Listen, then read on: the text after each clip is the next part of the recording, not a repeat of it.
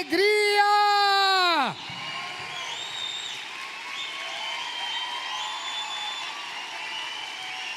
Eba!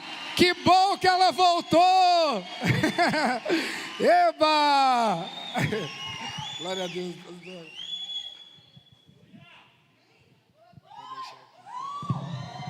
Glória a Deus.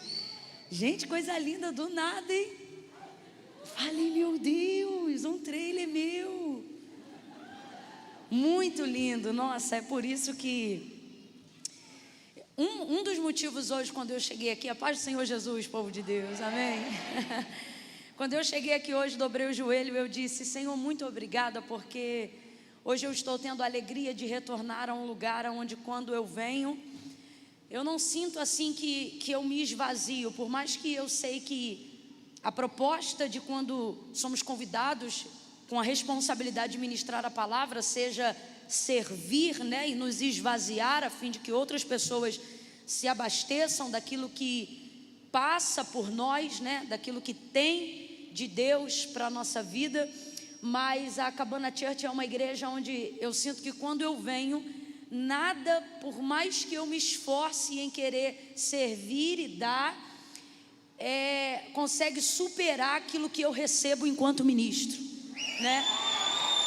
Essa igreja, glória a Deus, essa igreja é uma igreja que tem uma capacidade incrível de nos provar cada vez mais que realmente aquele que é nascido de Deus é nascido da água e do Espírito, e aquele que reconhece ao Senhor, né, como seu Salvador, se torna realmente aquilo que Jesus disse àquela mulher em João 4, que acabara de confessar os seus pecados, quando ele disse, aquele que beber da água que eu lhe der, nunca mais terá sede, pelo contrário, brotar-se-á nele uma fonte, que jorra para a vida eterna. Eu sinto isso quando eu atravesso o portão dessa igreja e vejo ali, né, lugar de refúgio. Eu digo, Deus, é muito verdade isso.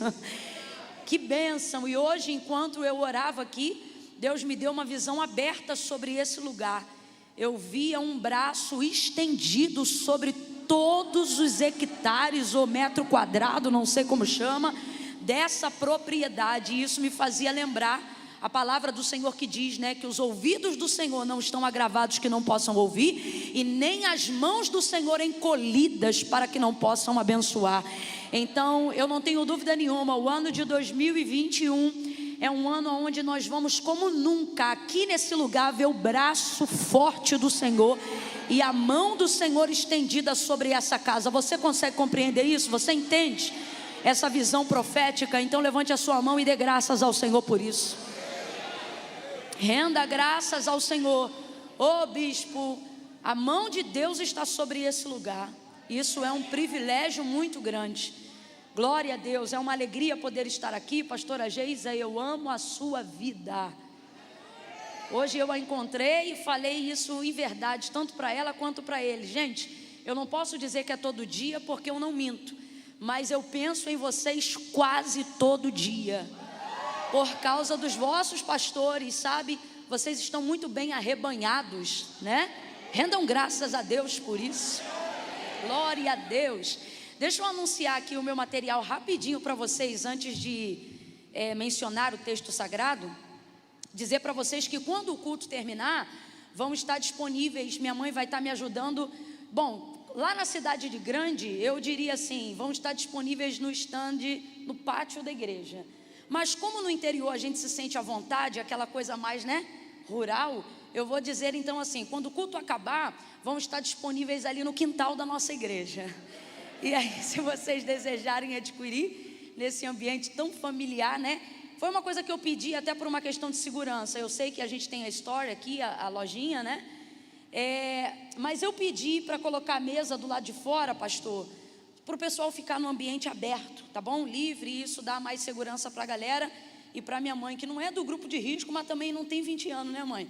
Então, para favorecer a senhora. E aí, se você desejar adquirir, vai estar lá a bata do leão, ok? Toda cravejada no prato, essa cruz aqui maravilhosa.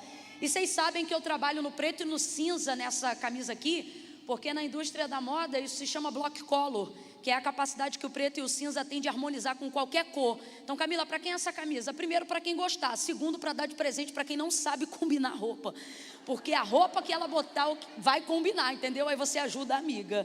Aí tem essa outra aqui, top, maravilhosa, o leão cravejado de dourado, toda no tule, na viscolaicra, para esse calorão que tem feito, é uma maravilha. Ela não tem costura na frente, só atrás em recorte evasê. Para quê, Camila? Para murchar a barriga e afinar a cintura, diga aleluia. Aqui a gente pensa em tudo, irmão. E tem essa aqui para as meninas. Muito discreta, como vocês podem ver, quase não chama atenção. Aquela camisa que passa batida, né? Brincadeira, mas tá aqui, ó. É manga toda no tule, punho duplo na lantejola. Essa aqui, rosa pink na frente, virtuosa de azê, baseado em Provérbios capítulo 31. E para as meninas que já me conhecem, já sabem, eu sempre digo, essa aqui é para aquela mulher que não tem medo de brilhar. Ela acredita que vós sois a luz do mundo mesmo, né? Isso aqui é assim, minha filha, você quer brilho? Toma brilho para você. É essa camisa aqui, né? Obrigada, pastor. Vão estar disponíveis lá fora, se você desejar adquirir. Mãe, ainda estamos com aquele tubão de álcool aerosol na mala? Porque hoje aprenderam o nosso lá Minha mãe estava de contrabandagem dentro do negócio, aí o menino segurou. Não estou brincando, mas é que ela estava com um tubo de aerosol enorme na bagagem de mão. E não pode, mas a gente tem um grandão, tudo isso filmado, álcool em gel. Se a minha mãe achar que a pessoa também coisa, ela joga o spray até no ar, ela vai... Então, tudo na maior segurança para você adquirir, tá ok? Lembrando que todas as vezes que você adquirir qualquer um desses produtos, você entra com a gente no campo missionário, tá bom? Eu fiquei feliz porque vocês cooperaram aqui numa obra incrível. Acabei de saber, com 30 toneladas, é isso, bispo? No sertão da Bahia, né? E isso alegrou meu coração, porque o sertão da Bahia é onde estão uma das frentes missionárias que a gente ajuda há mais de 2 anos. Então, o nosso coração se alegra em ver Deus regando aquela terra com bálsamo, né? E isso aí é a obra da igreja. E eu gosto de mencionar, não para apelo, mas para você entender o propósito, né? Todas as vezes que você adquire qualquer um desses produtos, a gente injeta monetariamente no campo missionário, porque nós temos projetos de base.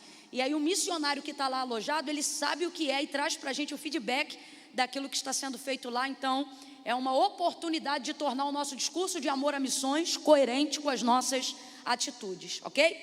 Gênesis capítulo de número 21, abra comigo a sua Bíblia aí. Oh, glória a Deus, glória a Deus. Quem está feliz em consagrar o mês de maio hoje aí, diga aleluia, maravilha, glória a Deus. É mó barato, né? Crente tem fé no Deus invisível, mas a gente também tem nossas campanhas, né? Para a galera que está consagrando, eles vão voltando em casa, pastor, depois do dia da consagração e diz, ó, até maio está garantido, depois eu não sei, a gente tem que continuar orando. Mas o Senhor, Ele vai nos abençoar na entrada, na saída, glória a Deus.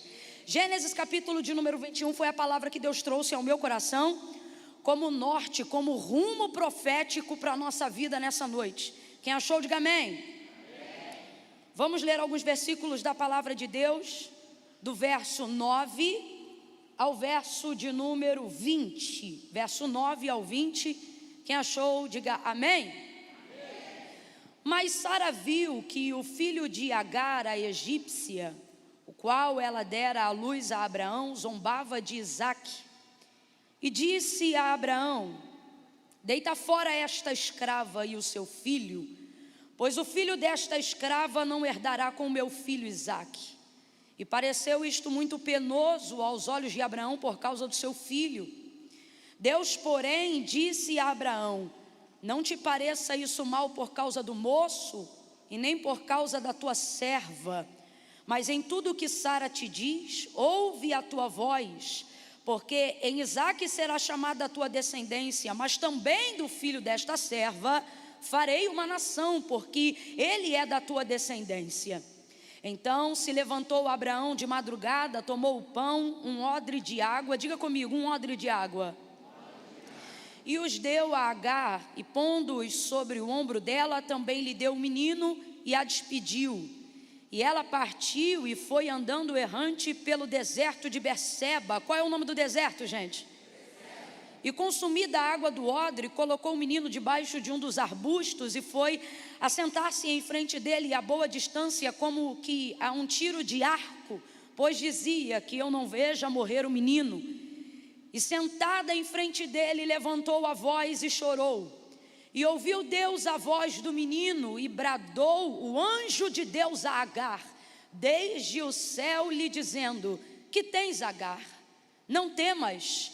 Deus ouviu a voz do rapaz desde o lugar onde ele está. Ergue-te, levanta o rapaz e toma-o pela mão, pois dele também farei uma grande nação.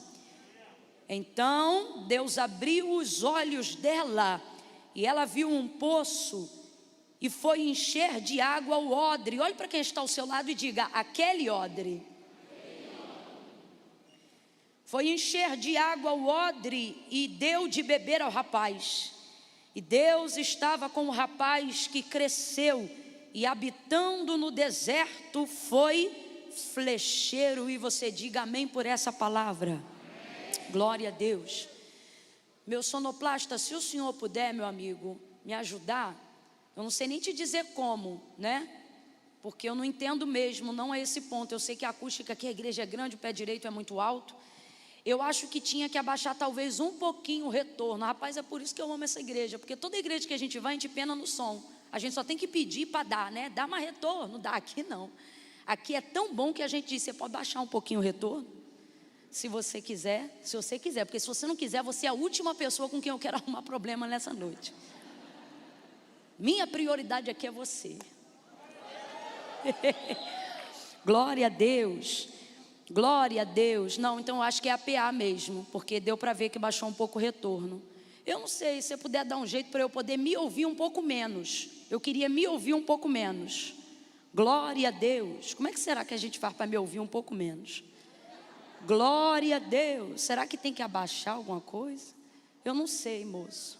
Glória a Deus. Eu vou falando glória assim, porque aí é a hora que melhorar para mim, entendeu? Porque para o povo eu sei que tá bom, porque eu estava aqui ouvindo na bênção. Glória a Deus, glória a Deus, aleluia. Estou mais ambientada, não sei se mudou, mas já estou mais ambientada. Maravilha. Preste muita atenção nessa noite, irmãos. Glória a Jesus. Esse ano é o ano do seu recomeço. Há uma palavra profética, há uma palavra de ordem pairando sobre nós hoje aqui. E é uma palavra inspiradora, esperançosa, recomeço.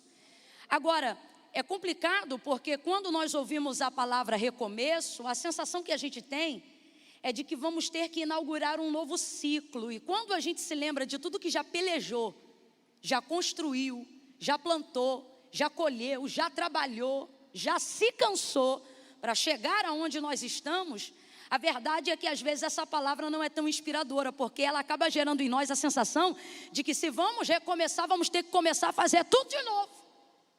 E ao invés de sentirmos uma esperança muito grande, já começamos a sentir um enfado muito grande antes mesmo de saber o que está para começar. Verdade ou mentira?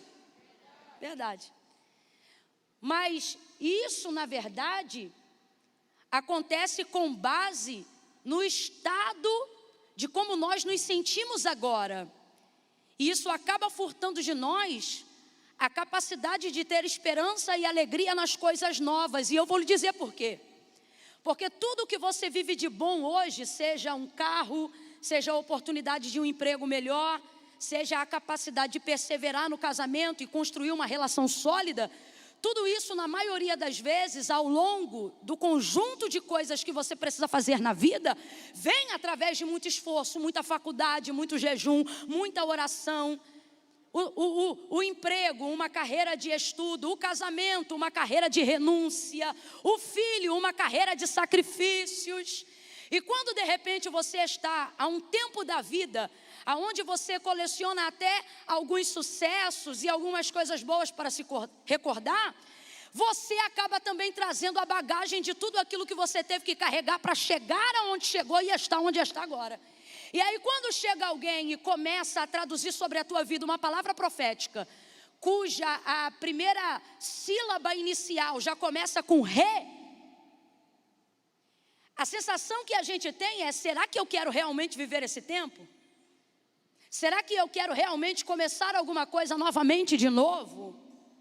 E com isso, sem perceber, na verdade nós vamos colecionando uma certa quantidade de traumas. Uma vontade de não conquistar novos lugares, de não conhecer novas pessoas, de não começar novas carreiras, de não começar novos relacionamentos, de não ingressar em novos desafios e nem em novas empreitadas. E quando a gente começa a perceber, estamos vivendo um ciclo vicioso e frustrante. Todavia é mais cômodo sentar nele e deixar a vida me levar do que levar a vida que eu acredito que Deus tem para mim. Por quê? Porque eu me esforcei tanto para chegar aqui, irmã Camila, que sinceramente, quando eu olho para mim, eu não consigo ver capacidade suficiente para ir além, mesmo que seja para atingir um sonho. O cansaço, ele tem uma capacidade de minar em nós até o desejo que a gente tem de realizar os nossos maiores sonhos. Verdade ou mentira? E eu sei que o ano de 2021 começou assim para muita gente. Alguém que não consegue eliminar os sonhos que tem, mas tenta não mais pensar na quantidade de sonhos que tem, porque não quer mais ter que empregar o esforço que empregou para chegar até aqui. E isso vai gerando em nós um comportamento onde, sem perceber, começamos a desenvolver a ideia que todos os lugares que eu quero chegar dependem muito mais de mim do que de Deus. E aí eu te pergunto, aonde está a palavra de Deus sobre a nossa vida nessa realidade? Então não é graça. Então o que a gente viveu até hoje foi a hipocrisia de falar da graça, mas na verdade o que vivemos na prática foi a meritocracia. Porque o que é a graça? Favor? Mas se eu não acredito que sou capaz de conquistar coisas e de tomar posse de coisas que Deus garantiu para mim, porque eu não vejo em mim capacidade para chegar lá, então eu vos pergunto, que graça é essa que pregamos? Que ao invés de gerar em mim a alegria da possibilidade de um recomeço, de uma conquista, de um sucesso, da construção de um sonho, começa a desenvolver em mim a frustração, o cansaço, a procrastinação e a apostasia de preferir abrir mão para não ter que mais sofrer. Tem alguma coisa errada? Olha para uns 3 aí e diga, tem alguma coisa errada? Tem alguma coisa errada, tem alguma coisa errada. E eu vou lhe dizer o que está errado. Todas as vezes que eu estou no aeroporto, principalmente o de Campinas, que é o que a gente normalmente faz conexão para chegar até aqui. Por ser um aeroporto muito grande, eles têm a cada, 500 metros talvez, esteiras enormes. Não são escadas, são esteiras enormes que vão levando as pessoas que sobem ali. Normalmente quem sobe numa esteira como aquela não é para continuar andando, é para ficar parado, a fim de ter um tempo de descanso, de respirar, principalmente a galera da terceira idade, né? Quando eles normalmente não têm medo, porque tem gente que tem muito medo de escada rolante e esteira. Agora, todas as vezes que eu estou ali, eu procuro otimizar o meu tempo. Por exemplo, minha mãe adora esfregar o vigor dela na minha cara. Então vamos supor, se tiver uma escada rolante, ela pega a escada normal e vai descendo olhando para a minha cara, como quem diz, sua preguiçosa, sua sedentária. Eu aqui, uma mulher de mais de 50 anos, descendo isso aqui, né? E é isso, não balança a cabeça não, que é verdade. Quando não na esteira, eu vou na esteira e ela às vezes vai do outro lado, para ganhar fôlego, ritmo, aquela coisa toda, e eu vou na esteira. Só que eu não vou na esteira parada. Como eu quero otimizar o tempo, eu uso a esteira andando.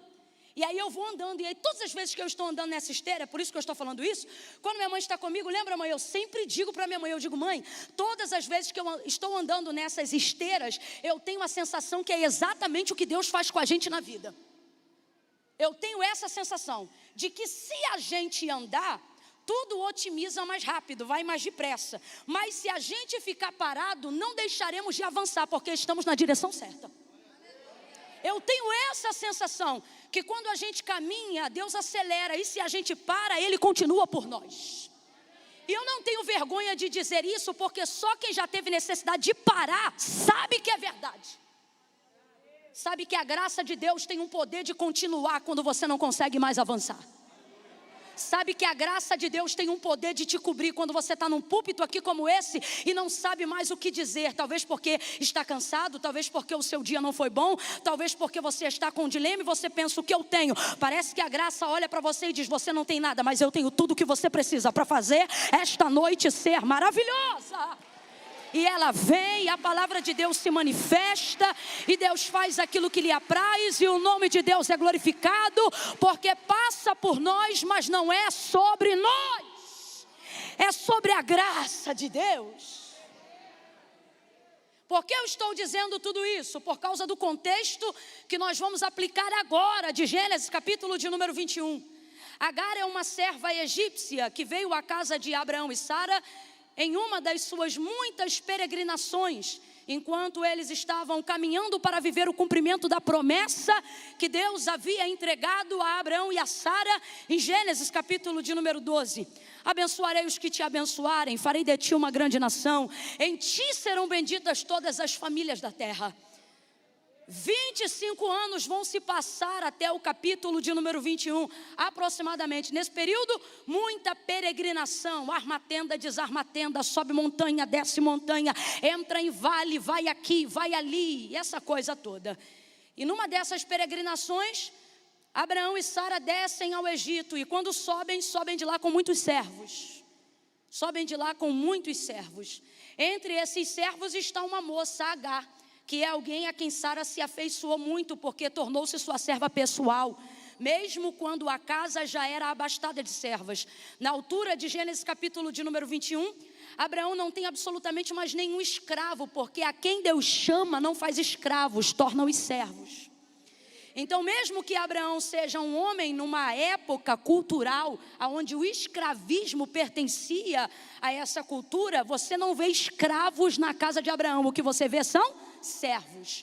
E qual é a diferença, Camila? O escravo é obrigado, o servo é assalariado, e ele tem um padrão de dignidade, e a dignidade que Abraão oferecia aos seus servos, ela era tão grande, tão qualificada, que mesmo quando a terceira geração de servos está crescendo na casa de Abraão, o texto diz que eles não tinham mais vontade de ir embora. Os servos eram nascidos de servos, e os servos dos seus servos geravam seus filhos, que se tornavam servos em Abraão. Por quê? Porque antes da menção de Jó, a quem a gente não pode determinar a classificação temporal no texto sagrado, Abraão é tido como o homem mais rico e próspero dos seus dias. Ninguém queria sair de sua cobertura. Por quê? Porque na casa de Abraão não faltava gado, na casa de Abraão não faltava ovelha, na casa de Abraão não faltava paz, não faltava dignidade, não faltava cobertura.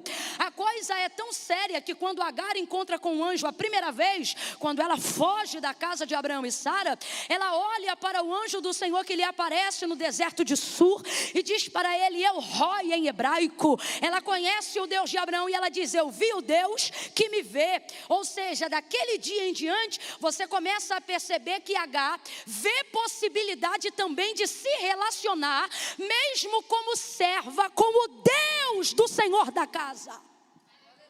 A casa de Abraão é uma casa de dignidade, é uma casa que traz um equilíbrio e uma certa igualdade social. As pessoas não estão lá porque são obrigadas e também não querem ir embora de lá porque não conseguem ter nenhuma assessoria que se equipare à assessoria e à segurança da casa de Abraão. Pois bem, Sara agora sobe e Agar é sua serva. Complete para mim, por favor. Agar é a sua?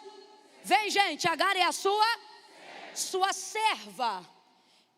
E a serva é uma posição muito digna, e ela era muito próxima. Porém, como Sara ainda não conhecia muito bem ao Senhor, porque Sara e Abraão estão caminhando para conhecer ao Senhor. Eles não têm a Bíblia na mão como nós. Eles não colecionam testemunhos do Deus de Israel como nós. Deus não disse nem mostrou nada para provar que era Deus. Ele só disse: eu sou. E Abraão disse: tá bom.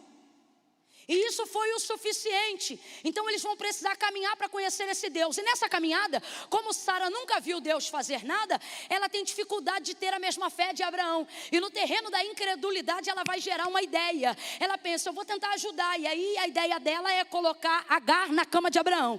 E ela faz isso por imposição. Deixa eu ter certeza que você está me ouvindo. Ela faz isso por imposição. Ela chega para Agar, que é sua serva, e lhe deve obediência, e não pergunta se ela quer. Ela chega para Agar, a sua serva, e ela diz: deita com Abraão. É uma ordem. E ela era uma serva e precisava obedecer. E ela implora a Abraão: Abraão, deita com a minha serva e ele vai fazer esse sacrifício. Deixa quieta essa parte, mas vamos lá. Agora, qual é a situação?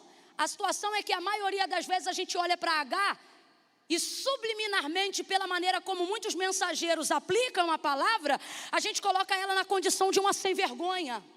Quando na verdade ela era uma serva. Para pensar um pouquinho no lado dela, ao invés de pensar no lado de Sara. Preste atenção nisso. Uma serva que Abraão tem no mínimo 30 anos de idade acima dela, no mínimo. Alguém que depois de tantos anos de convivência, vê o seu senhor, quem sabe como se fosse um tio, como se fosse um pai. Alguém que você acorda, alguém que você bota à mesa, alguém que você está junto o tempo todo. E de repente a pessoa que você devagarinho vai desenvolvendo um relacionamento quase que parental, uma vez que é a sua senhora, olha para você e diz: deita com ele. Você acha que ela fez isso confortavelmente?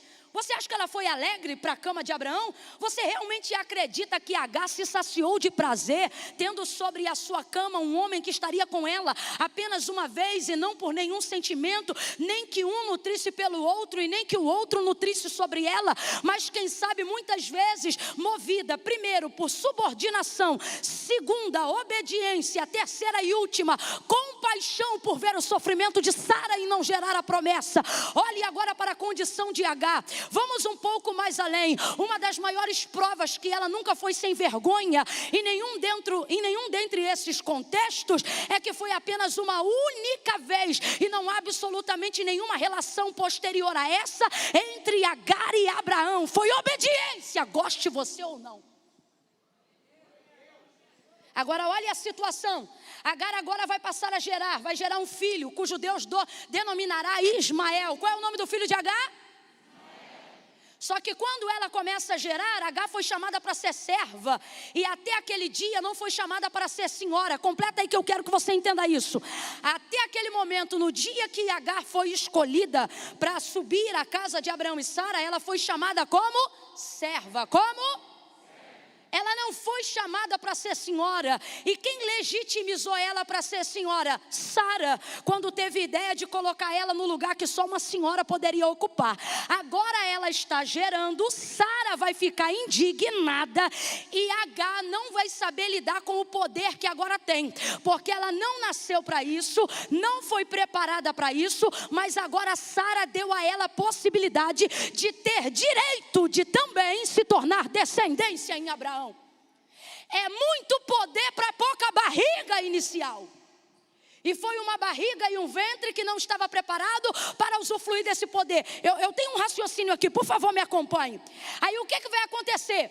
Agar vai levantar o nariz, vai levantar o tupete, vai levantar a cabeça, porque agora ela gera e Sara ainda não gera. E ela anda pela casa querendo esfregar a barriga na cara de Sara. Sara não vai se submeter, porque ela pode não carregar nada na barriga, mas ainda carrega sobre a cabeça. E sobre a cabeça dela tem uma palavra, mesmo que ela ainda não esteja gerando nada. Ela é a senhora da casa. E ela vai tentar colocar Agar no lugar dela, mas ela vai fazer isso de forma errada. Às vezes a gente tem a motivação certa, mas usa a didática errada. Às vezes a gente tem a razão, mas usa a logística errada. E é isso que Sara vai fazer. Que ela é a senhora da casa que tem que colocar Agar no lugar dela? Tem. Mas quem tirou Agar do lugar dela foi a própria Sara. Então às vezes algumas pessoas caminham conosco e não sabem reagir, porque nós damos a elas nível de poder, autoridade e acesso das quais elas ainda não estavam preparadas para desfrutar. E aí depois a gente fica indignado com o ingrato, com fulano, com isso ou com aquilo, quando na verdade foi você que delegou. Você sabe de quem você tem raiva de verdade? De você mesmo, Sara. Porque você vê a sua ignorância revelada em Agar. Aí escuta isso. O tempo vai passando e Sara vai fazer o que mulher sabe fazer muito bem quando não gosta de alguém. Vai matar na unha. Ela não fala na cara. Por quê? Porque não pode botar Agar para fora de casa. Mas ela vai ali, ruminar, matar na unha. O texto diz que Sara a maltratava. E de tanto maltratar, H não podia fazer nada, porque na casa ela era serva. Só que nessa altura do campeonato, Sara já não tratava H como serva. Qual era o termo? Quem lembra o que ela falou aqui no capítulo 21, quando ela disse a Abraão: deita fora esta escrava. Ela já não trata mais H com a mesma dignidade que tratava os servos da casa. Sabe lá que tipo de água ela está bebendo, sabe lá que tipo de tenda H está dormindo, sabe lá que tipo de esteira H está deitando, sabe lá que tipo de comida H está comendo. Ela se sente pressionada por todos os lados. O texto diz que ela não aguenta. Sabe tua esposa em dia de TPM? Sabe, filho, a tua mãe em dia de ira, aonde ela está atarefada e atribulada como Marta, quando ela, sendo senhora da casa, dá tilt e do nada, quem é que nunca viu uma mulher dentro de casa numa hora de estresse, dá-lhe um berro e dizer assim: eu vou sumir? Nunca viu, não? Mulheres pressionadas de vez em quando gritam essa ameaça. Elas dizem: eu vou sumir. Elas vão no shopping, compram um negócio, voltam e fica tudo numa boa. Só que H não tem como fazer isso. H não pode colocar para fora aquilo que ela sente do lado de dentro. Então, ao invés de falar que vai fazer, ela faz. Sai errante pelo deserto, fugida. Diga comigo, fugida. Diga de novo, fugida. Fugida. E por que fugiu? Por causa da pressão. E por que não está aguentando a pressão? Porque se viu gerando algo que não foi chamada para gerar. Mas isso não dá a ela poder de aborto. Ela continua gerando. Sabe o que eu estou querendo dizer? Existem planos que de fato parece que não foram feitos para nós. Mas uma vez que a gente está neles, não tem pressão que possa abortar aquilo que a gente começou a gerar. Não tem pressão que possa tirar da gente aquilo que Deus começou a fazer. Tem coisas que estão acontecendo na sua vida que não estavam nos seus planos, mas talvez estivessem nos planos de Deus. E Deus está dizendo: não adianta você fugir. Camila, então o que eu faço? Ele está dizendo: aguenta a pressão, aguenta a pressão.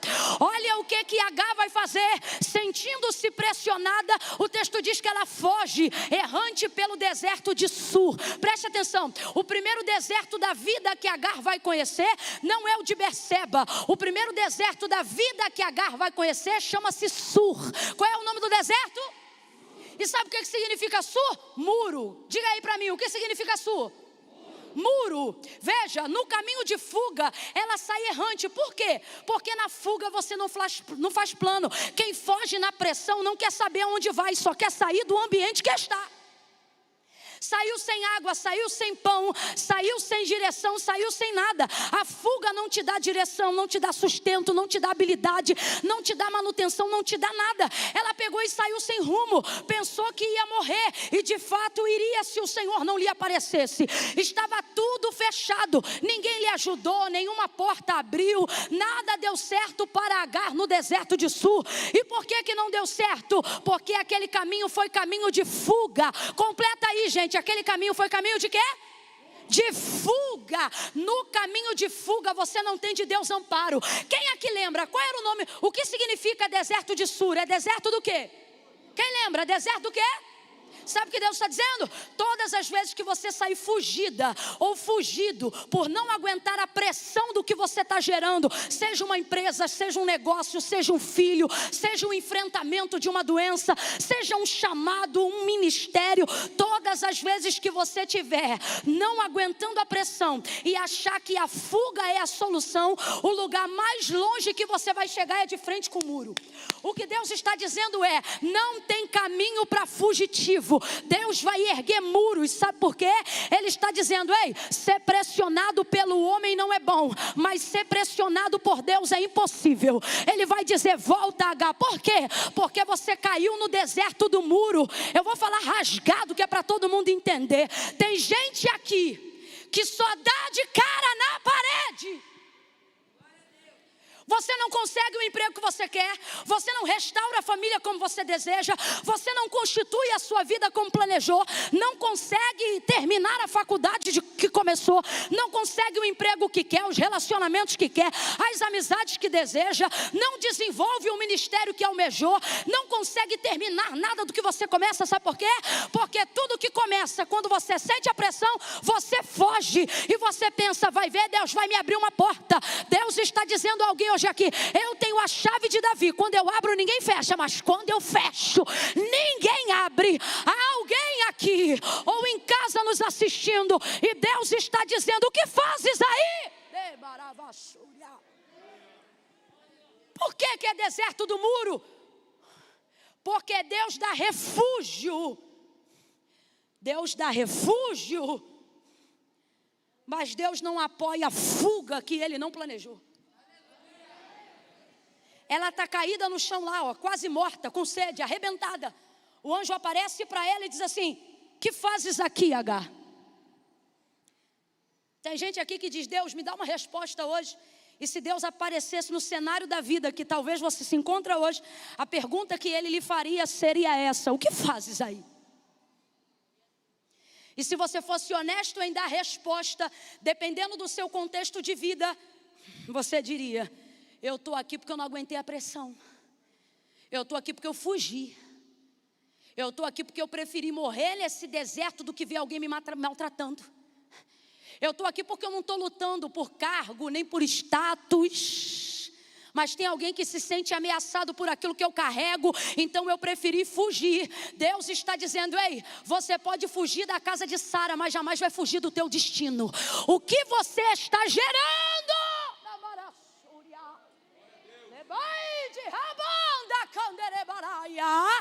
Deus está dizendo aqui para alguém, ei, você não pode sair como se não tivesse laços. Você não pode sair como se não tivesse responsabilidade. Você não pode agir como se fosse um crente qualquer. Você não pode agir como um cristão, deixa a vida me levar. Vida me leva. Deus está dizendo, não, a partir do momento que você começou a gerar, seja uma família, seja um plano, seja uma carreira, seja um ministério, Deus está dizendo a alguém, ei, você começou a viver um destino. E isso agora não é mais só sobre você, mas sobre o propósito que a sua vida carrega.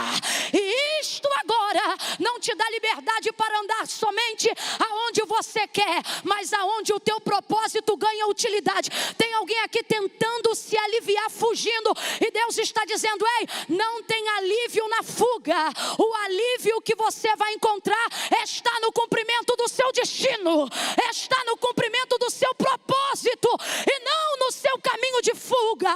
Deus está dizendo aqui para alguém, quanto mais você fugir, mais cansado vai se sentir. Quanto mais você fugir, mais doído vai ficar. Duas coisas eu aprendi, e quem me conhece já sabe, isso virou filosofia na minha vida. O que, Camila? Que fazer a vontade de Deus realmente não é fácil. Mas por que a gente faz? Porque fugir dela dá ainda mais trabalho. E Deus trouxe gente hoje aqui para dizer, se você fugir, você só vai ter trabalho, mas se você obedecer, vai ter trabalho e vai ter sucesso. Vai ter trabalho e vai ter sucesso.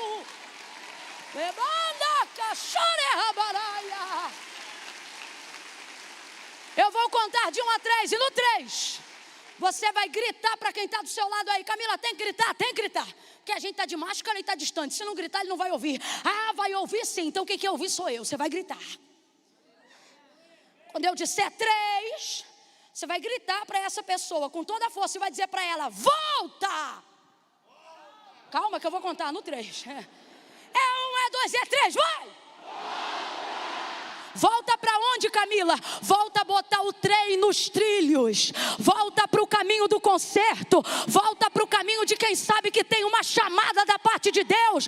Volta para o caminho de quem sabe que você não pode ignorar que agora é um escolhido, que agora faz parte de um plano maior do que o seu nome, um plano que fala do destino de mais alguém. Oh, Deus! O anjo chega para ela e ele vai dar a ela motivos para voltar. Ele diz assim, que fazes aqui, Agar? Eu fugi da minha senhora. Aí ele diz assim para ela, sabe o menino que está no teu ventre? Já fez a ultrassonografia ali, viu? O menino que está no seu ventre.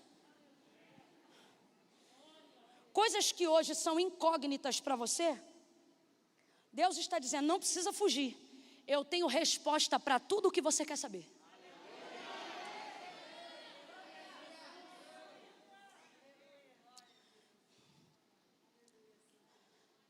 Sabe o menino que está no seu ventre? O nome dele é Ismael. Ele vai se chamar Ismael. Quando ela vê aquele anjo, ela diz: Elroi, eu vi o Deus que me vê. E a pronúncia sai no hebraico. Ela usa a linguagem de Abraão, porque ela sabe que aquilo que está acontecendo é uma manifestação que acontecia com certa frequência na casa de Abraão. Quantas vezes o texto menciona, no episódio da vida de Abraão, a quantidade de vezes que os anjos se relacionavam e apareciam no território de Abraão? Diga aí. Inúmeras vezes. Rapaz, Deus tinha o céu inteiro para fazer reunião, mas quando decidiu destruir Sodoma e Gomorra, fez a reunião aonde? No quintal de Abraão.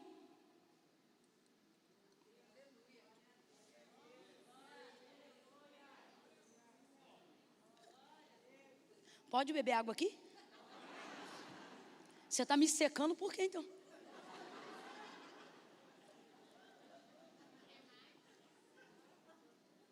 Dá glória para Deus aí.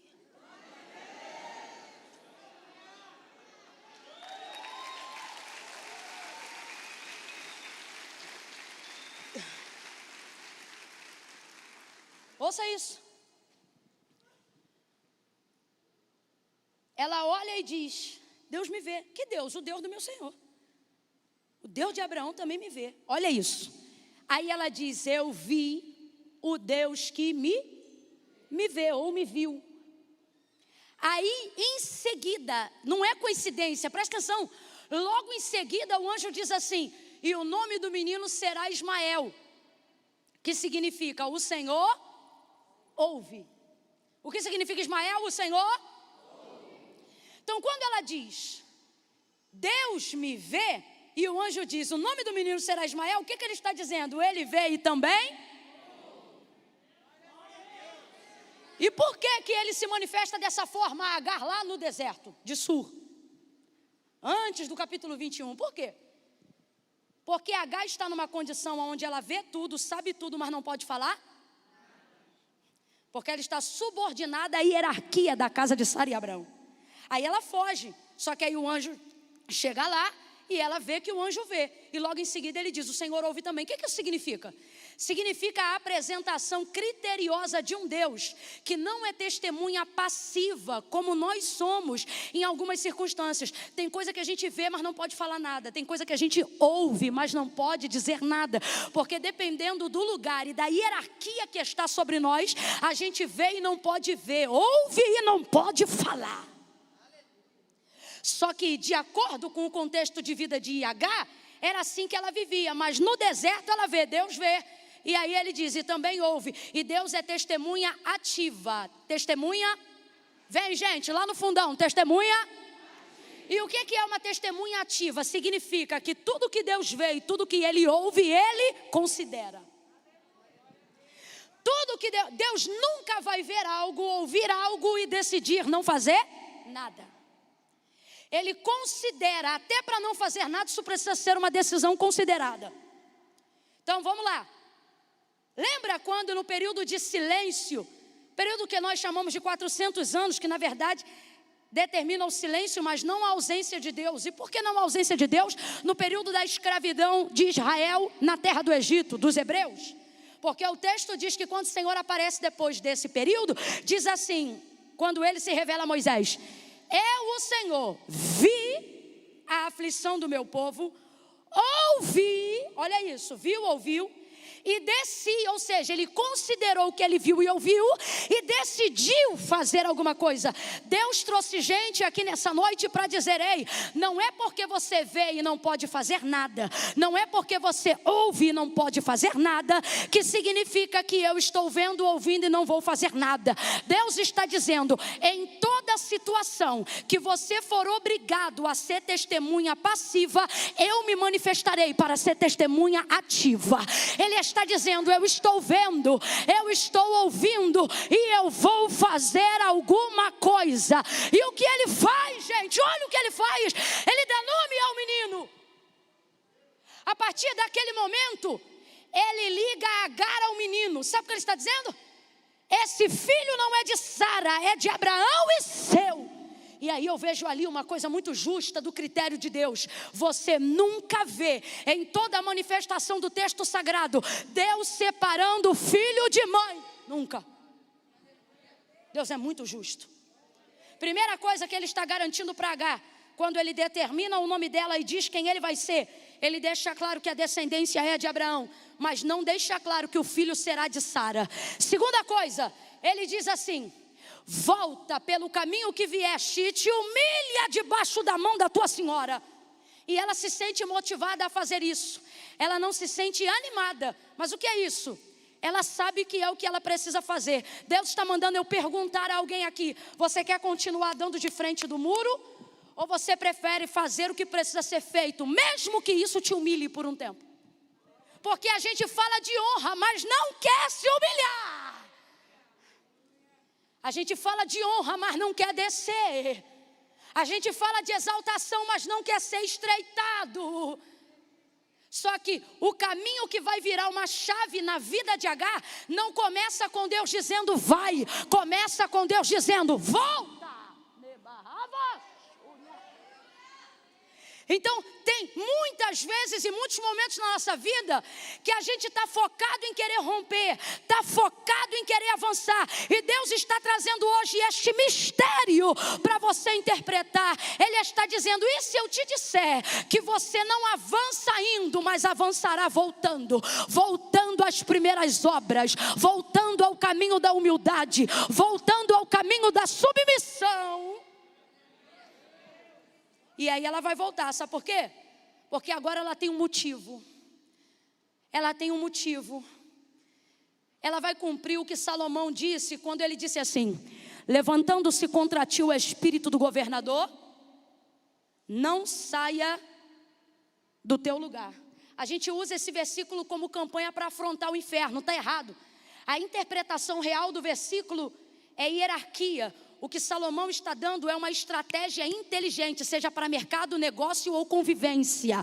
Até porque a religião do judeu é étnica. Então ele não está falando aqui de demônios e coisas do tipo. Ele está falando sobre situações na condição de rei e de servos. Então olha o que ele diz: levantando-se contra ti o espírito do governador. Ou seja, uma hierarquia que tem mais poder do que você, mais autoridade do que você. Ele não está dizendo confronte, ele está dizendo submeta-se. Isso aqui é estratégia. Ele está dizendo: não faça queda de braço com quem tem mais força do que você. Não traga enfrentamento sem autorização de Deus. Porque, como eu disse e repito, isso aqui não é uma questão espiritual, é uma questão hierárquica. Não é inteligente querer bater em alguém que tem mais força do que você, querer fazer cabo de guerra com alguém que tem mais força do que você. Aí olha o que ele está dizendo, veja, isso aqui não é o diabo não, isso aqui é hierarquia, estratégia de guerra, negócio e reinado. Ele diz: submeta-se.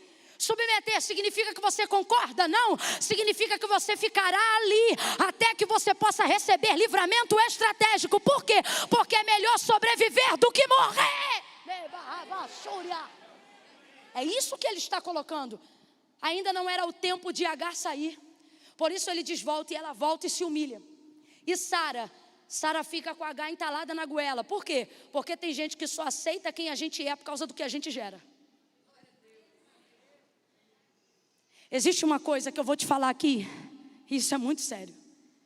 Tem ambientes que não te comportam mais, só te suportam por causa do que você gera. Tem gente que não gosta tanto da gente quanto diz que gosta. Só mantém a gente naquele ambiente pelo que sabe que a gente gera. E por que eu estou dizendo isso? Porque Agar é senhora da casa, mas não... Sara é senhora da casa, mas não pode mandar Agar embora. Por que não pode mandar Agar embora? Porque ela gera uma semente de Abraão e precisa ser respeitada. Olhe para cá. A unção de Deus na sua vida, a separação de Deus na sua vida, a obra que Deus tem contigo nem sempre fará as pessoas te amarem. Mas se o que você carrega é de Deus, respeito é o mínimo que elas te darão, mas te darão. ela resiste, não manda embora, e Agar aguenta a pressão. O tempo passa, 25 anos, e então se cumpre a promessa na vida de Sara. Ela gera Isaac. Olha isso, gente, olha isso. Chegou o dia dessa senhora de cabelos brancos e rosto enrugado começar a gerar. Ela está tão feliz, tão feliz, tão feliz. Por que Sara está feliz? Está feliz porque agora a promessa se cumpriu. Completa aí, por favor, a promessa sim? Eita, a promessa se cumpriu. O que Deus falou que aconteceria, aconteceu. A Sara, que era uma idosa infértil, se tornou fecunda, gerou um barrigão e pariu Isaac. E ela disse: é Isaac, porque o Senhor me trouxe riso, e todo aquele que o ouvir se rirá comigo. Responde para mim, gente, Sara está feliz ou não está?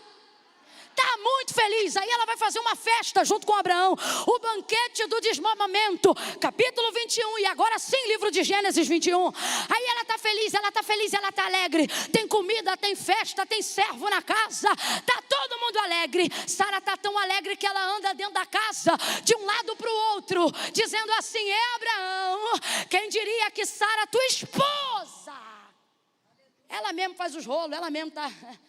Quem diria que Sara, tua esposa... Parece que eu vejo Abraão na mente, porque é muito prudente, né? Não vai arrumar vento. Mas na mente parece que eu vejo Abraão respondendo: eu diria, quem não disse foi você. Quem diria, Abraão, que Sara, tua esposa, geraria um filho? E aqui está o alvo da alegria dela. E quem diria, Abraão, que Sara amamentaria esse filho? Ela está vivendo aqui uma coisa que é muito profunda. Quando a gente recebe uma promessa de Deus, a gente acha que depois que Deus cumpre, Ele dá tchau. Só que não é assim. Tudo que Deus promete, se foi Deus que deu, Ele também vai dar condições de manter. A amamentação de Isaac na vida de Sara é uma surpresa, porque Deus prometeu o tempo todo que ela ia gerar e nunca falou sobre o prazer da amamentação. E toda mãe aqui que teve dificuldade para amamentar sabe do que eu estou falando. O período inicial é doloroso, mas depois se torna prazeroso, tanto para a mãe quanto para o bebê. E isso desenvolve entre eles algo muito bonito na relação inicial. Sim ou não? Sim ou não? Sara imagina que gera.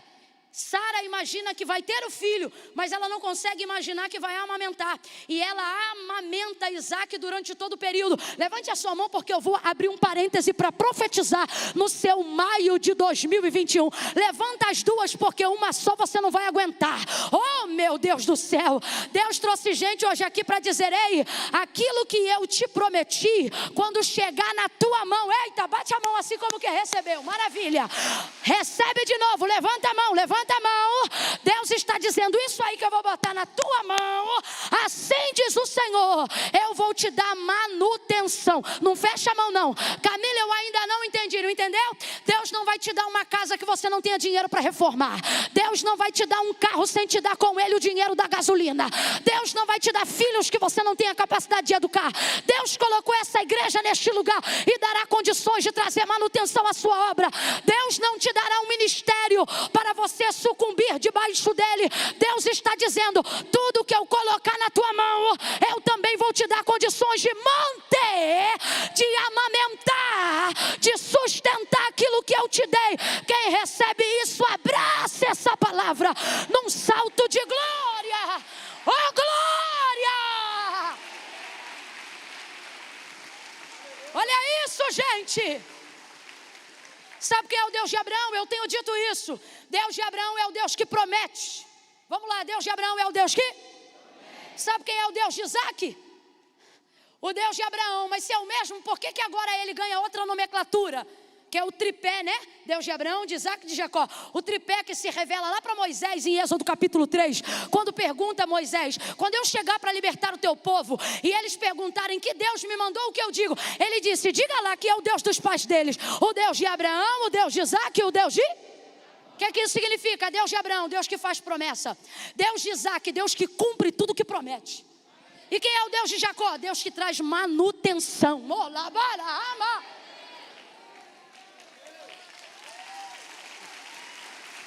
Aleluia! Prega para uns 3. Camila, mas hoje é que eu não sou pregador, meu irmão. Isso aqui está igual a roda dos profetas que Saul entrou. Hoje quem não profetiza vai profetizar, quem não roda vai rodar, quem não canta vai cantar, quem não prega vai pregar, porque o espírito da profecia está sobre nós hoje aqui. Prega para uns 3 e diga: se ele der o filho. E o que é o filho, gente? O filho pode ser a casa, o carro, o casamento, aquilo que ele te prometeu. Diga aí: se ele der o filho, não vai faltar o leite. Receba manutenção, receba manutenção, receba sustentabilidade, receba equilíbrio. Aleluia! Ah, gente, Sara está feliz a beça, está muito feliz. Só que quando você tem pendência, a sua felicidade é facilmente rasurada. Sara está alegre, era o maior momento de realização da vida dela. Mas olha o que o texto diz, que foi aonde nós lemos. Vendo que o filho de Agar, a egípcia, ou seja, Ismael, zombava, brincava, né? Ou beliscava, eu não sei o que ele fazia. Ele estava fazendo algo que irritava Isaque, o filho de Sara. Quem tem irmão mais velho aí, levanta a mão. Quem é irmão de alguém aí, levanta a mão. Nunca brigou com teu irmão? Hã? Nunca pegou um estilingue aí, você que é da década de 80, mirou na canela dele e disse que estava olhando para a árvore? Nunca zoou, nunca fez um bullying com teu irmão? Fala, seu topogijo, seu nareba. O pessoal que é mais das antigas aqui tem dificuldade com o bullying atual. Porque a nossa geração, o bullying já era em casa. Tu já chegava na escola blindado, preparado. Se tivesse irmão, meu irmão, era normal. Então diga para mim aqui. Olha isso. Sara está realizada. Deus cumpriu tudo. Deus cumpriu tudo. Ela está feliz ou não está? Está feliz ou não está? Está tão feliz que está filosofando em casa. Só que quando ela vê o filho da Agar, Ismael, zombando do filho dela, Isaque, irmão, sobe-lhe uma fúria. Por quê? Porque a maior alegria é facilmente rasurada quando você tem pendências na caminhada. Você pode estar alegre da vida, se tu tiver um problema sério com teu vizinho, só de tu ver ele quando está entrando no portão da garagem, aquilo já te rasura a alegria. Se circunciso filisteu, já muda o ambiente. Você pode ser crente até o tutano, participante da ceia, mas se tiver pendência com alguém da casa, você senta o mais longe possível. E se essa pessoa estiver no ambiente que você está, o ambiente já não é igual, por mais que você esteja bem. Por quê? Porque tem pendência. Se tiver pendência, a alegria será facilmente rasurada. Por isso, casa de quem tem promessa, vida de quem anda com Deus, não pode ter pendência. A casa de Abraão é uma casa de promessa. Guarde o que eu vou lhe dizer nessa noite. Na casa de promessa, Deus não deixa ficar pendência.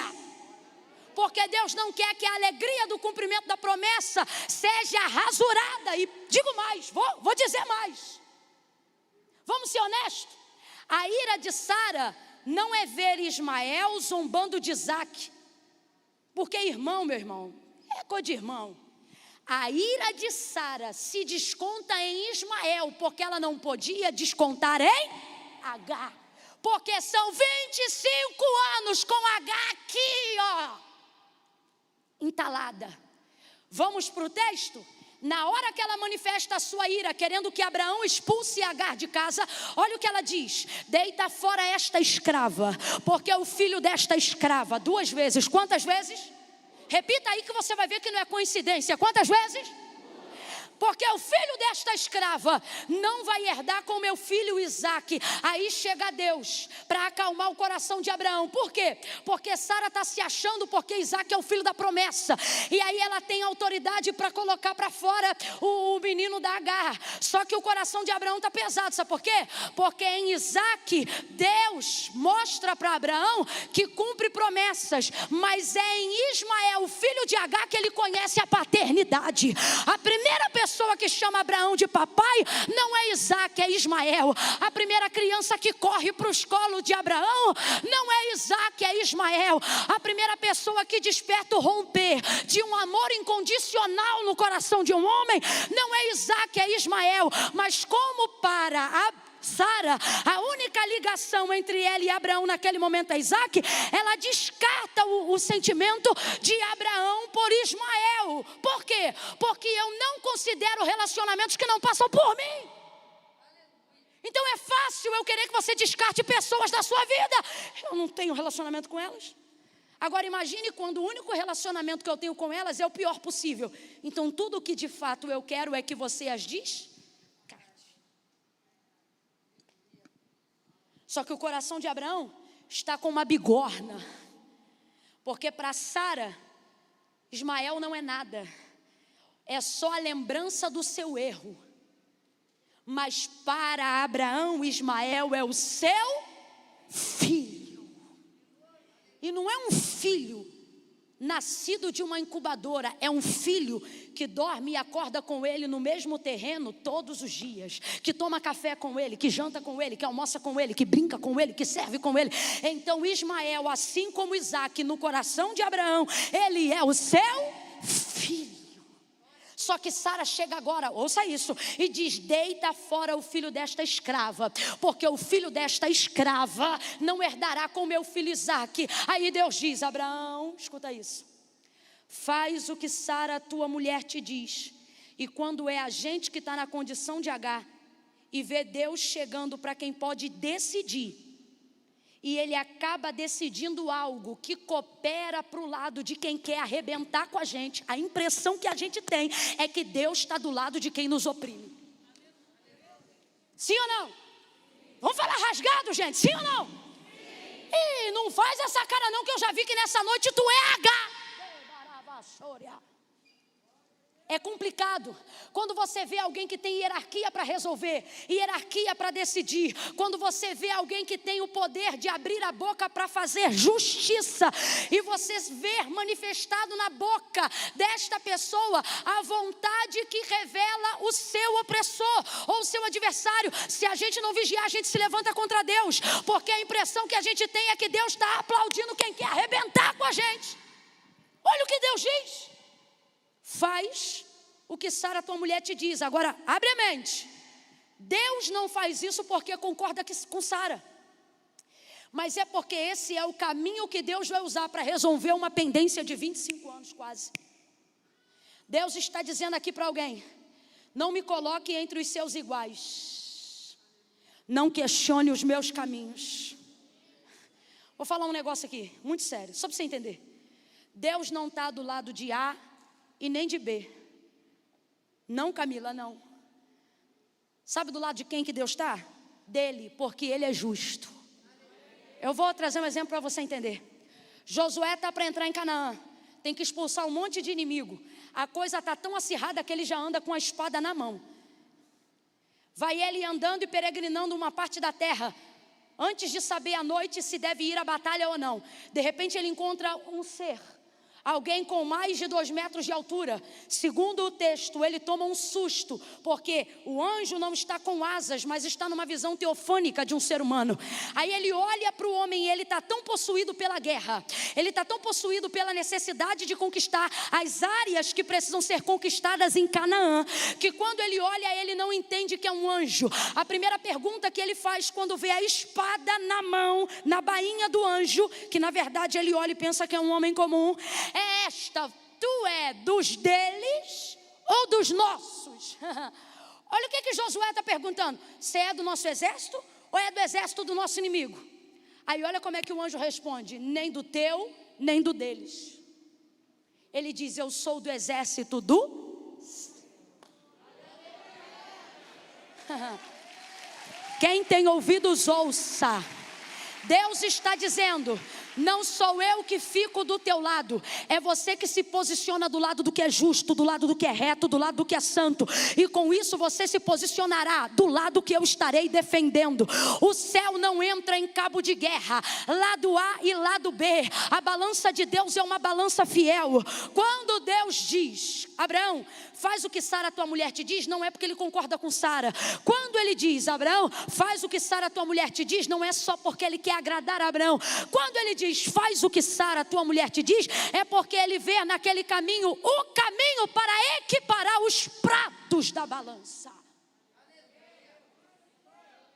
Tem coisas que você olha e você diz: não é possível, Deus deve estar apoiando o meu adversário. E Deus está dizendo: não, eu não estou apoiando o teu adversário, mas eu vou usar aquilo que não pode ser mais revertido para te levar aonde eu quero. Oh, manda Agar embora. E aí ele dá garantia para Abraão. Por que pode mandar embora? Aí vai acontecer o que às vezes você não sabe que está acontecendo, porque você acha que Deus está apoiando o lado de quem te oprime. Mas essa é a única maneira de Deus poder te libertar, te alforriar. Porque olha o que ele diz para Abraão: pode mandar, porque eu vou cuidar. Aí ele diz assim: desta serva, desta e do filho desta. Quantas vezes Deus chama Agar de serva? Quantas vezes Sara chama Agar de escrava? Aí alguém diz: coincidência. Deus diz: não, justiça, comecei a fazer. Oh, lava, chore. Tem coisas na tua vida, olhe para mim, a partir de agora, antes de chegar o mês que nós vamos consagrar, porque isto é profético, eu vou falar de novo. Antes de romper o mês de maio, coisas começarão a acontecer. Deus vai começar a resolver pendências do teu passado. Deus vai começar a te colocar de frente com algumas pessoas que precisam ver aquilo que Deus está fazendo na tua vida. E alguém vai tentar dar a glória para o acaso, alguém vai tentar dar a glória para a coincidência. E Deus está dizendo: não é coincidência, é a minha justiça arrumando a casa, é a minha justiça colocando cada um no lugar que deve ficar.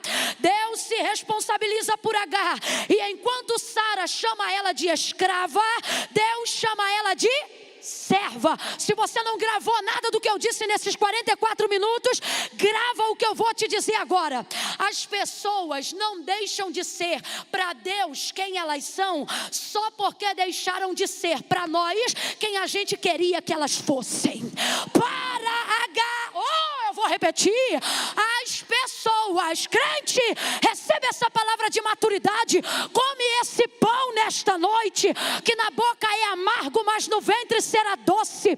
Deus está dizendo para alguém, eu vou falar rasgado: me tira das tuas picuinhas, para de orar teus sentimentos e começa a orar a minha palavra, e aí eu vou botar tudo no lugar. Sabe por quê?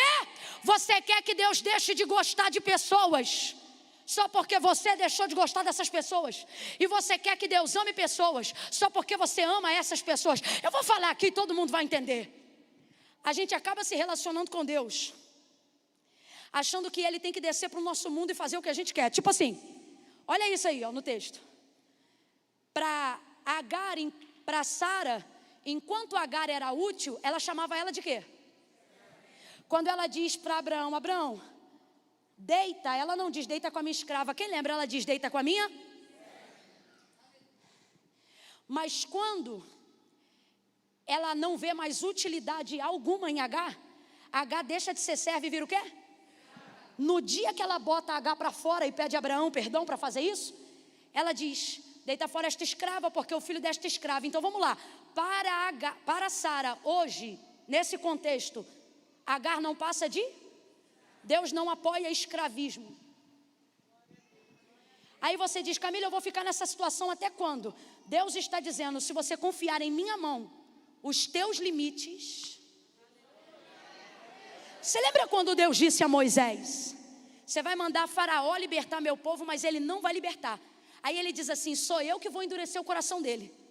Por quê? Porque eu quero que a justiça chegue no cálice, no topo, porque é para eu fazer ainda mais justiça. Você quer colocar na conta dos outros o nível de humilhação que você está vivendo, mas se a tua vida está na mão de Deus, e se eu te disser que é Deus endurecendo o coração de alguém só para resolver tua vida? Sabe por que eu estou falando isso?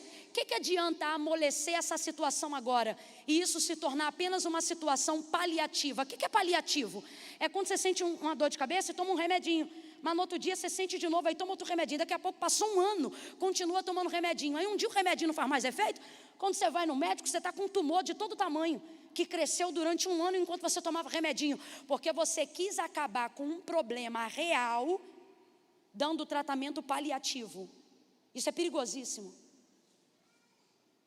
Tem coisas na nossa vida que Deus está dizendo, eu não estou dando paliativo. O que é isso? Vai doer, vai arrebentar, mas quando vier a solução, não vai ser homeopático, vai resolver de uma vez só. É isso que Deus está fazendo com Agar.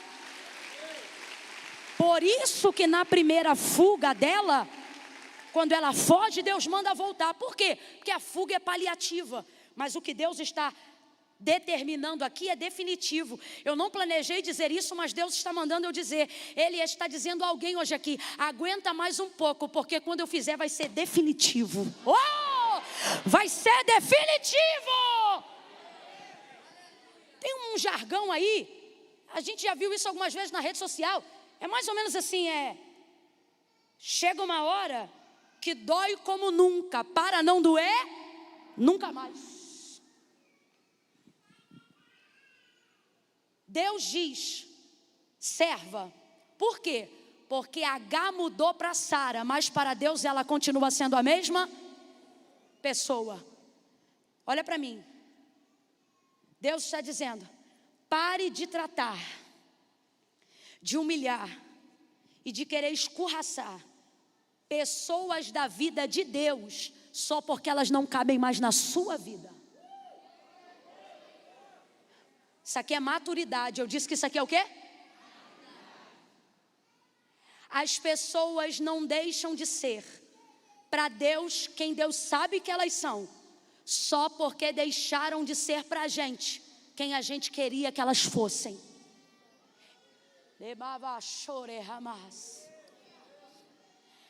Tendo dito isto, Agar é despedida, mandou embora.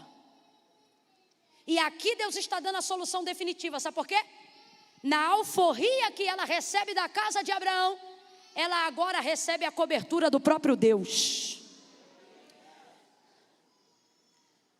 Sai ele agora com apenas algum pedaço de pão, um pouco de água num odre. Diga para alguém, aquele odre. Fala isso que nós vamos fechar no odre. Diga, aquele odre. Que odre, gente? O odre da casa de Abraão. Ele dá para ela um odre. Deve caber no máximo de 10 a 15 litros de água, porque se ele coloca o odre de um lado e ela vai com o menino do outro lado, não podia ser mais do que 20 litros. Sai ela. Ela pensa que está sem direção. Ela pensa que está perdida. Mas só que dessa vez ela não saiu fugida, ela saiu Deus está dizendo, quando você sai despedido, parece que você está sem direção, mas não é que você está sem direção, é que você está solto na minha mão. Quando você não tem mais nada a perder, você não suspeita mais da voz de Deus. Sabia? Quando você não sabe para onde ir, se você ouvir uma voz dizendo assim, vira para a direita, você não hesita, você vira. Você não sabe para onde vai. É Deus dizendo, às vezes eu tiro todas as suas muletas, às vezes eu arrebento todos os seus mapas, eu tenho rasgado de você algumas bússolas, porque é só quando você se vê sem ter aonde apoiar que você para de hesitar a minha direção. Sai Agar pelo deserto, e o que vai acontecer? O óbvio, a água acaba, e o texto diz que ela para numa região e pensa que ali ela vai morrer, porque está andando e nada acontece. Aí ela pensa que vai morrer, acabou a água, mas o odre ficou. Eu acho lindo isso. E sabe por que eu estou frisando que o odre ficou? Porque esse odre, no meio desse deserto que agora é Berseba e não é Sur, toda vez que ela olha para esse odre, ela lembra de onde ela saiu. Não tem como, irmão. Esse odre é o maior símbolo que ficou de todos os anos que ela teve que conviver na casa de Abraão. Quem deu esse odre para ela foi Abraão. Ela sai de casa com esse odre, não tem como olhar para esse odre e não lembrar de onde ela veio. E se ela lembra de onde ela veio, ela lembra do que ela passou. E se ela lembra do que ela passou, ela lembra do porquê está nessa situação agora. Quem está acompanhando, diga amém. Vamos falar a verdade? Que numa hora dessa de ira, a gente não quer lembrar de onde veio, não quer lembrar do que passou, não quer lembrar do que fizeram conosco. E é por isso que costumamos quebrar lembranças do passado, porque não queremos carregar elas no futuro, porque elas lembram de onde a gente veio, elas lembram do que a gente passou, elas lembram do porquê nós estamos aonde estamos. E numa dessas vezes, no momento de ira, a gente quebra isso, quebra o que simboliza essa lembrança. E eu acho lindo o que H faz. A água do odre acaba, mas ela não quebra o odre, não larga o odre no caminho como largou o saco de pão vazio. Quando o pão acabou, você não vê ela com saco. O saco deve ter ficado em algum lugar, mas o odre ela segura. Por quê? A esperança de encontrar um poço, a esperança de encontrar uma fonte. Deus me trouxe hoje aqui para dizer: ei, não se desfaça completamente daquilo que conta a tua história, das lembranças que você carrega sobre o seu passado. Ei! Tem gente que não consegue carregar essas lembranças porque acha que elas paralisam o processo do seu futuro. Só que presta atenção nisso aqui. Lembra de João 4, Jesus com a samaritana? Quem lembra, diga eu. Ele chega pedindo água. Aí ela diz assim: como sendo tu judeu, pede de beber a mim que sou mulher samaritana. O que ele está querendo dizer? Que porque judeus e samaritanos não se comunicavam. Mas Jesus diz que está com sede. Quando ela decide dar a água, ela diz assim: mas o poço é fundo e tu não tem com o que buscar. Porque olha o que ela está assimilando. Tem água, tem poço, mas você não tem cântaro, não tem vaso, não tem odre. Vamos trocar por odre só para a gente entender? Tem água, tem poço, mas você não tem? Ele estava naquele cenário aceitando beber no odre dela. E era isso que trazia confusão na mente da samaritana. Porque beber no odre de um samaritano era a mesma coisa que beber na cumbuca do teu cachorro. Então ela não entendia como é que um judeu vai querer beber do meu odre. Mas isso é outra história. Eu só quero te dizer o seguinte: você pode estar no lugar do poço, pode estar no lugar da água. Quem ainda está me ouvindo, diga amém. Você pode estar no lugar que vai trazer o sustento do teu futuro. Vai ouvindo. Mas se você não tiver o odre, você não vai ter como. Volta para João 4, olha o que a mulher diz. Tem água e tem poço, mas tu não tem? É isto que acontece com quem quer negligenciar o passado para chegar no futuro, com quem quer esquecer de quem passou pela sua vida, com quem pensa que só vai viver bem lá na frente, se rasgar a história de traumas que viveu lá atrás. Só que Deus me trouxe nessa noite para dizer: ei, o teu passado não te paralisa, ele te habilita a chegar aonde você precisa chegar. Se H se desfaz do odre, com que ela pega a água do poço? Hã?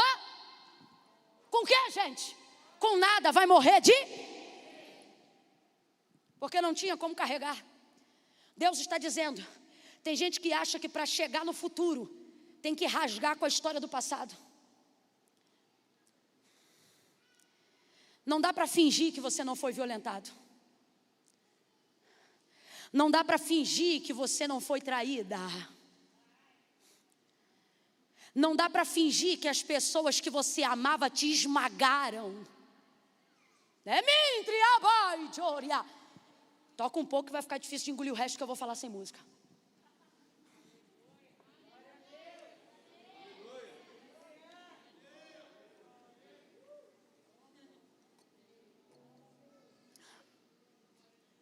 Vai, meu filho, vem.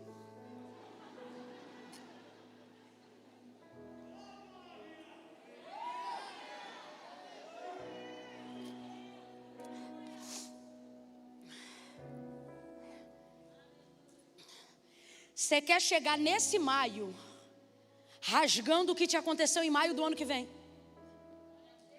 Só que Deus está dizendo: ei, foi o que você viveu em maio do ano passado, perdão,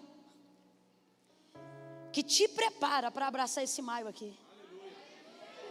Presta atenção nisso aqui. A água acabou. Por quê? Porque eu não levo para o futuro tudo que eu vivi no passado. A água acabou. Acabou ou não acabou? Foi consumida ou não foi? Tem coisas que eu vivi que na caminhada, a própria caminhada vai se encarregar de consumir. É por isso que crente não para de caminhar por causa do que viveu. É por isso que você não para de seguir na direção que Deus te deu, só porque alguém te humilhou, ou porque você foi traído. Quando eu digo só, não é querendo minimizar isso, mas é querendo dizer que isso não é o suficiente para te parar. A água do odre foi consumida, veja, e não foi consumida com ela derramando, foi consumida com ela tomando. Deus está dizendo, tem coisas que no caminho, enquanto você aceita, eu consumo. Você vai aceitando e eu vou consumindo. Quem está entendendo essa aplicação? Quem está entendendo essa aplicação?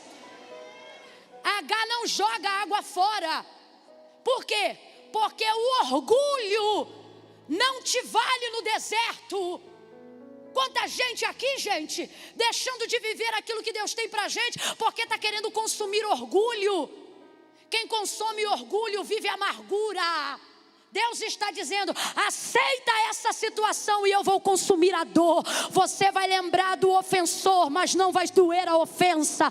Você vai se lembrar do agressor, mas não vai doer a agressão.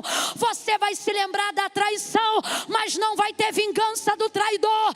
Deus está dizendo, quanto mais você aceitar, mais eu vou consumir enquanto você caminha. A água acabou, mas o odre, ela segurou. Vazio, mas segurou, porque o odre preservava nela a esperança. Se eu encontrar água, eu vou ter como beber. Agora, se o coração dela reina o orgulho, ao invés da vontade de superar, ela quebra esse odre, está de frente do poço, mas não ia poder beber água. E aí, ela morria, o filho morria, a história morreria. Deus está dizendo para alguém hoje aqui que está se sentindo um nada. Ah, se eu morrer tá bom.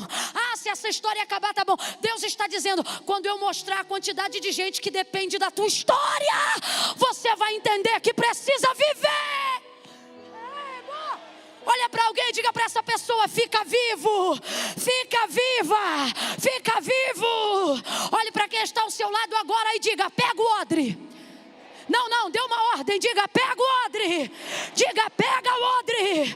Pega o odre. Porque a história que você viveu é a ponte que Deus está construindo para um novo romper. Você vai recomeçar algo novo.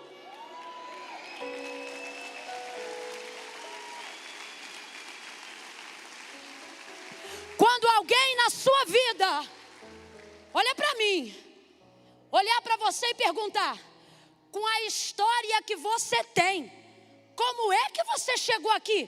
Você vai dizer, é por causa da história que eu tenho, que eu cheguei até aqui.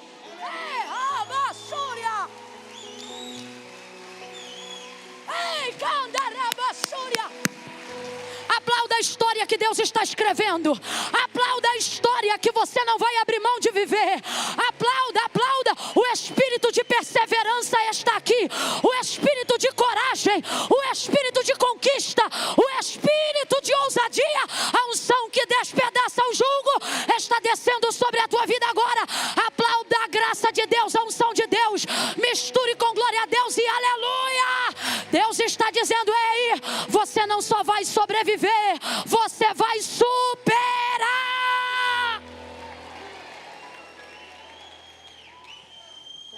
Sabe esse odre que te lembra de tudo que você viveu e que se você fosse dar lugar para a ira, você arrebentava com ele nesse deserto? Deus está dizendo, você não vai fazer isso não. Você vai pegar esse odre, porque esse odre conta a tua história, filha. Esse odre, meu irmão, mano, ele fala de onde você saiu. Ele não vai te paralisar lá, ele vai te habilitar a viver o agora. Quem já entendeu isso, diga amém. Aí ela tá com o odre do lado dela, mas tá caída no chão. Por quê? Porque ela acabou de pegar o menino quando pensou, vou morrer, e o menino também vai morrer. Para que eu não veja o menino morrer, ela procura um arbusto que está muito longe. Completa aí, por favor. Muito. Coloca o menino debaixo desse arbusto. E é uma das raríssimas vezes, raríssimas. Eu ainda não encontrei. Se depois você encontrar, manda para mim por inbox no Instagram, no direct. Eu ainda não encontrei mais de 3 vezes a Bíblia, os escritores dela, utilizando como medida para aferir distância o tiro de arco. O que a gente encontra todas as vezes para aferir distância de alguém ou de um objeto é tiro de pedra, lembra? Jesus dizia, e retirou-se para orar sozinho, e distanciava-se dos seus discípulos cerca de um tiro de pedra, coisa de 2, 3 metros de distância no máximo. Perdão, de 2 a 5 metros de distância no máximo. Só que olha o que o texto diz, que Agar, para não ver morrer o menino, se distanciou dele cerca de um tiro de arco de flecha. Vou explicar para você. É como se um arqueiro tivesse pego a flecha, tivesse entesando o arco, né, envergando ele na sua capacidade máxima, mirou, soltou a flecha. Aonde a flecha caiu, em tese era o nível de distância que ela tomou do menino. Significa que Agar ficou de Ismael muito. Olha o que o texto dizia: para que eu não ouça e não veja morrer o menino. Se mãe que é mãe ouve choro do menino até quando não está chorando, qual mãe aqui já tomou um susto e disse, fulano está chorando, chegou, não estava, foi impressão. Toda mãe que bota o filho na salinha a primeira vez tem essa impressão. Eu acho que o fulano está chorando, eu estou sentindo que ele está chorando. Chega lá, ele não lembra nem que tem mãe, está com um pirulito na boca. Porque mãe é assim. Então presta atenção, se sem choro a mãe às vezes cisma que está ouvindo choro, você imagina com a criança chorando de verdade. Ela teve que tomar um nível de distância tão grande que não ouvia nada. Quando ela percebeu que chegou em um lugar que não ouvia mais nada, ali ela parou. E segundo a escrita de Moisés, isso era a distância de um tiro de arco. Significa que ela ficou do menino muito. Aí o anjo vem, nessa hora, quando ela está. Porque tem horas na nossa vida que Deus vai nos colocar em situações aonde a gente vai ter que abrir mão, não para a gente, mas para Deus. E mostrar que a gente não tem mais capacidade de lidar, de gerir aquela situação.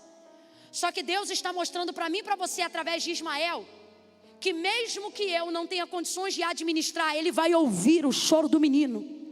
Não importa a distância que nós quisermos tomar, Ele vai ouvir. Olha o texto. O anjo vem, quem ainda está comigo, diga amém. 10 minutos para a gente encerrar, diga glória. Quem aguenta, diga aleluia. Não mente não, hein? Aí ó, ela bota o menino, vai, aí o anjo vem. Aí irmão, o anjo chega e diz assim, que tens, Agar? Em outras versões vai dizer assim, porque choras, Agar? Dá vontade de falar, ô seu anjo, o senhor está de brincadeira comigo? O senhor não vê tudo? O senhor não ouve tudo? Então o senhor deve estar sabendo o que aconteceu, né? Eu saí sem pensão alimentícia. Eu saí sem carro. Você sabe que o homem é rico. Rapaz, Abraão hoje na vara de família estava complicado. Só deu pão à água. O pão consumiu, a água acabou, só ficou o menino. Olha isso. Que tens, Agar? Porque choras? Ora, porque eu estou aqui nessa situação. Não, presta atenção, gente.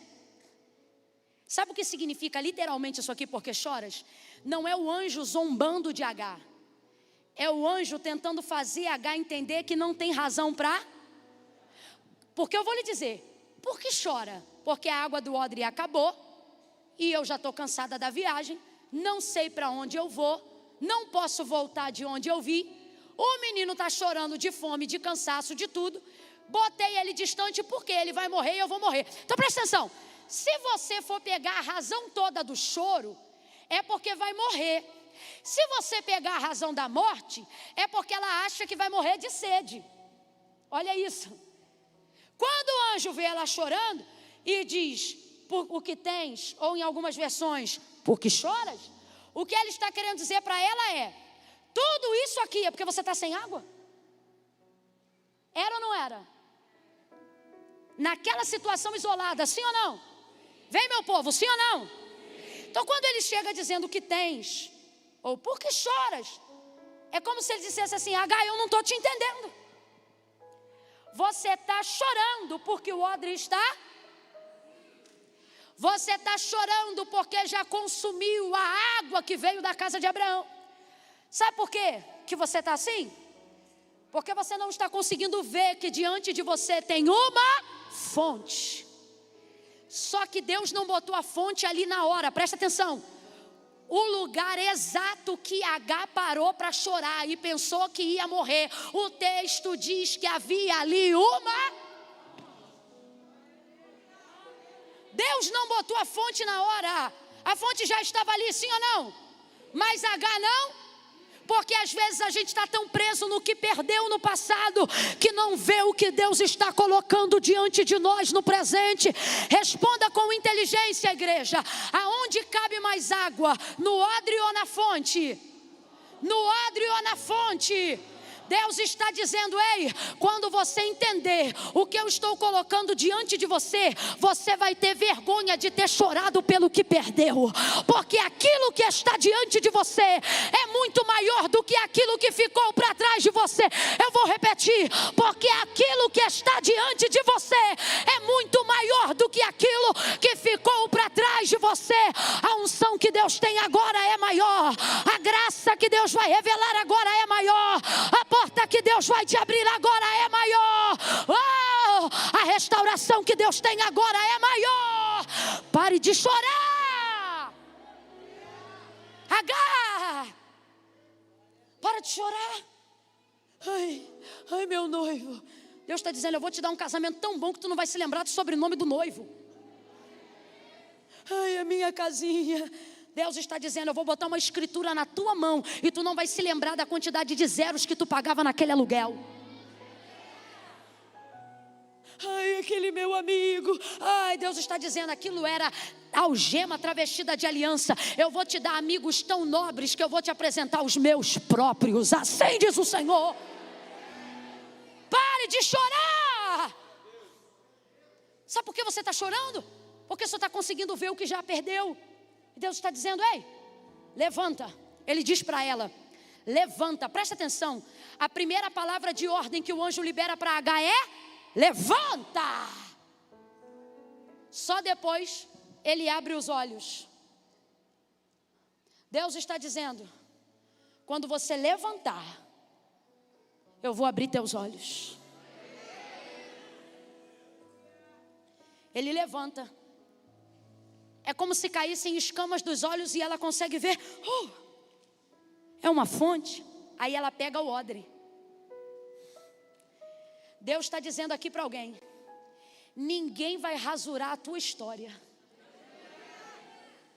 Eu ouvi essa palavra esses dias, isso que eu vou dizer agora, da boca do pastor Josimar. Ele disse assim, num momento profético, depois de um culto que adoramos juntos na semana passada. Ele disse assim: não se desfaça das suas lembranças, porque Deus vai repaginar as suas memórias. Rapaz, eu achei essa palavra tão profética, porque se encaixa com o que eu estou pregando aqui. Sabe o que Deus está dizendo? Ele está dizendo: eu não vou fazer você esquecer-se do que você viveu.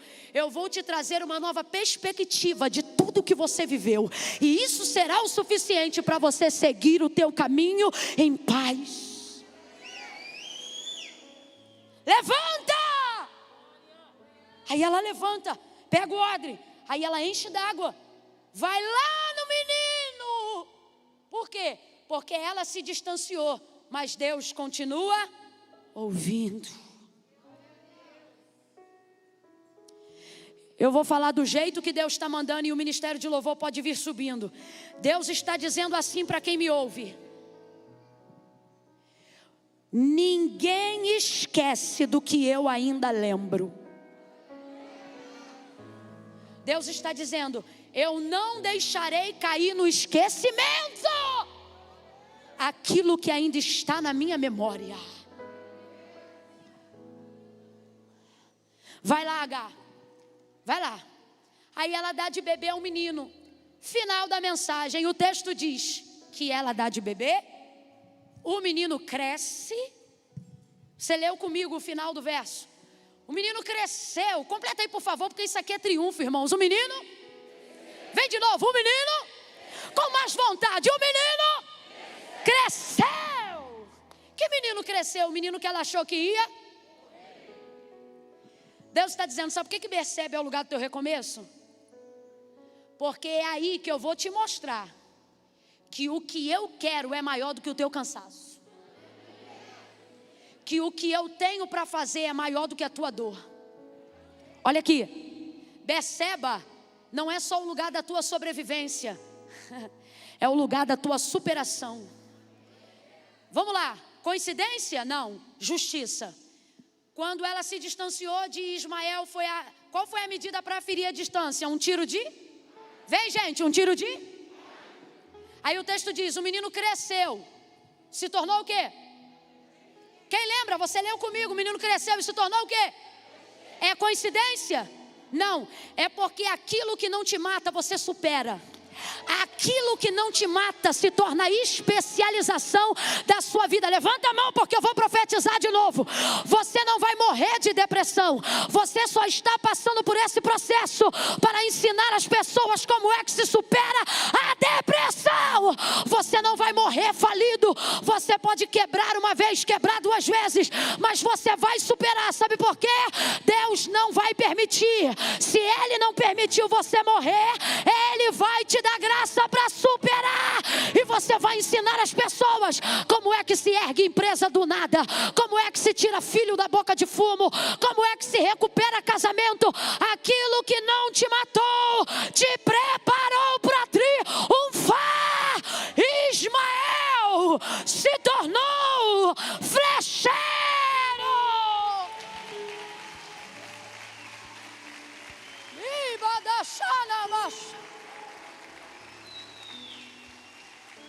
Olha para quem está do teu lado e diga, se não te mata, é porque você supera.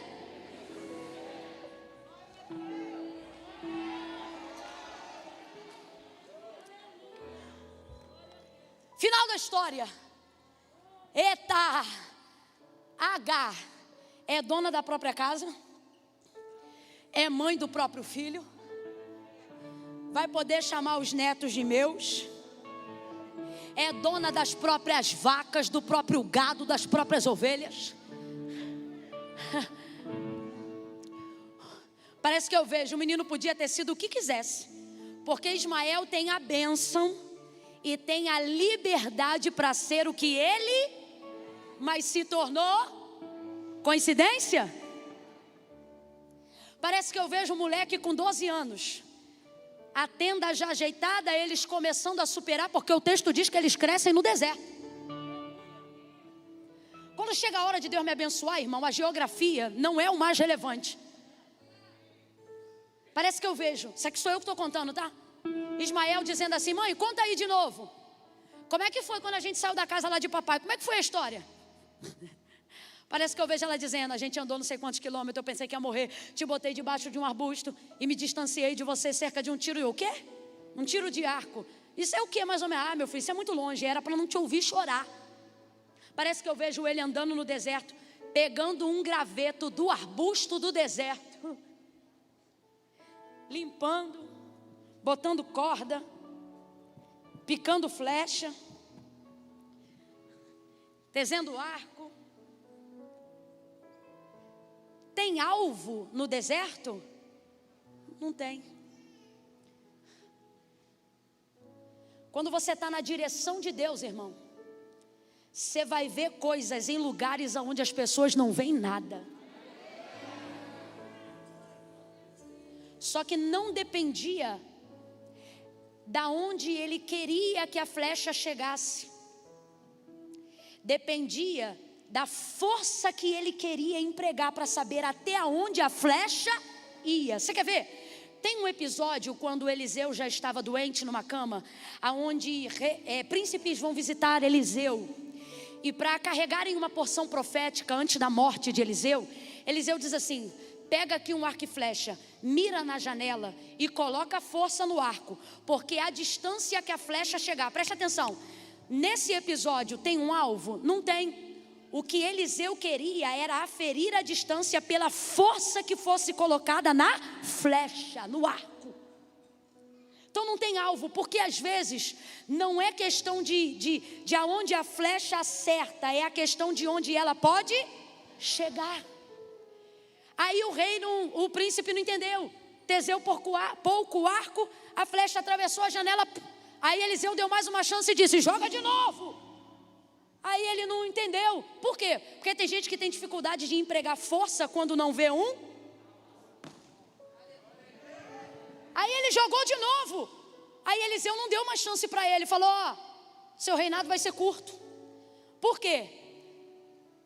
Porque você não empregou na flecha força.